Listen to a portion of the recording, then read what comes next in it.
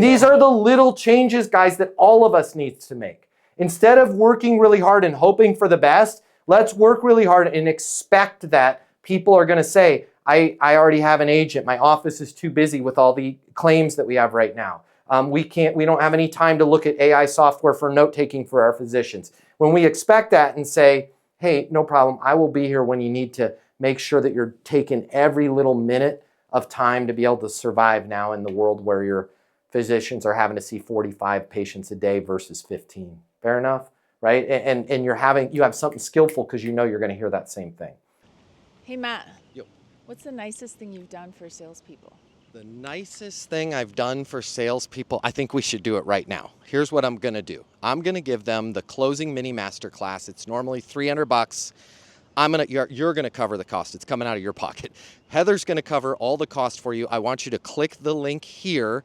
I will get you the closing mini masterclass. You're going to close more deals. You're going to make more money. You're going to have more fun. Things are going to be great for you. And she's picking up the tab. You're welcome. She's picking up the tab. Click the link. I'll see you on the other side.